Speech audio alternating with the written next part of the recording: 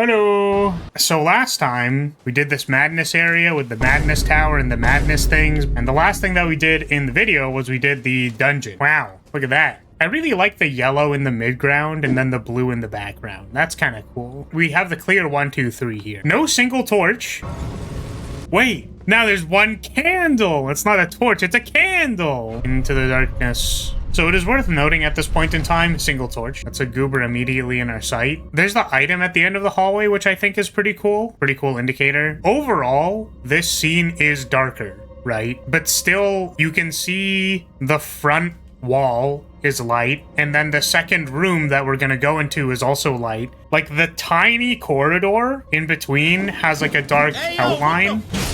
This wall, this archway from the elevator is like darker than the opening in the second room. So it's still like separating those 3 spaces, which I'm really impressed by.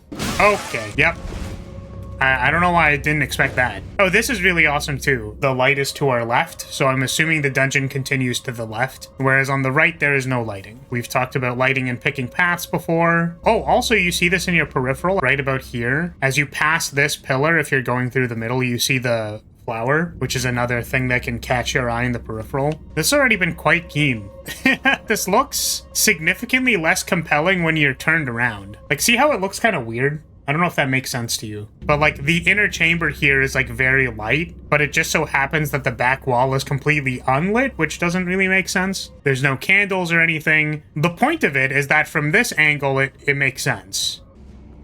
What's funny is that I actually wanted to look this way because of this, just maybe to bring me towards this root resin. Yeah, and the general disclaimer, by the way, which I feel like I've made a number of times and have never included. These are linear. It's not really a matter of, am I concerned the player is really going to get lost? It's more a matter of, there's light there, so it's easy to find this hallway, as opposed to if everything was really dark and it's like, you could actually spend 5 additional seconds just wandering around this room in a circle, like, where's the door? Yeah, here we have back wall is lit and the midground is dark. So there was an ambush, which is good to know because I think probably a player who's walking through this more quickly would run to this back wall and get hit here. Should we go this way? I'm very curious about this. I don't really know how to say this. Right? Like a break in the roof to put a spotlight that shines down on this thing specifically. This is incredibly intentional. I think the simplest read on it without looking too hard into it is like, it just brings attention to the thing like that's clearly there. That's so cool, dude. Did you see that? Little guy in the background? That's so cool. Motion in the background, enemy to start moving to show you where to go. This is light, corridor is dark, background is light. Very classic. Ooh, ooh, ooh, ooh, baby girl. That was awesome. I would imagine that some people might see that enemy and then kind of like rush in there and then get ambushed. The guy that walks over this way just stops and stands around the corner. This fucker.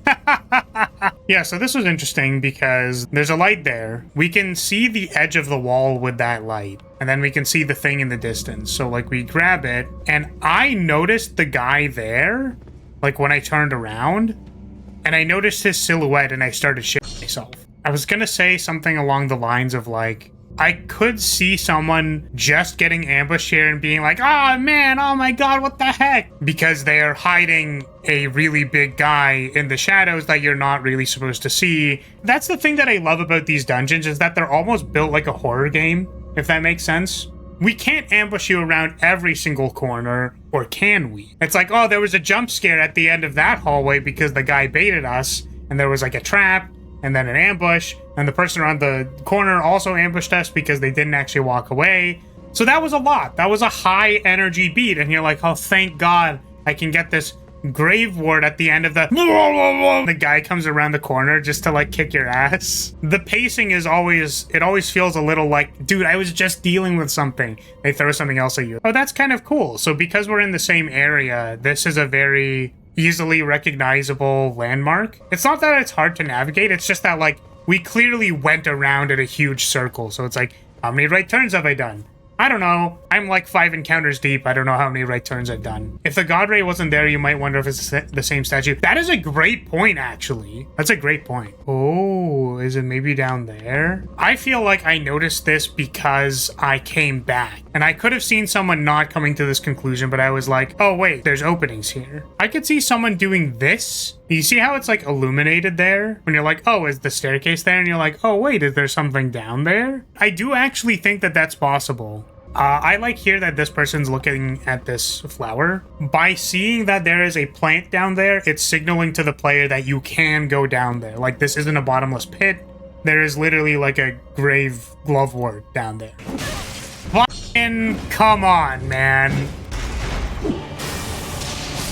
Cool dungeon. That was really cool. Okay, see, the nice thing about this is that the level design section isn't going to include the 4-hour boss fight that I had.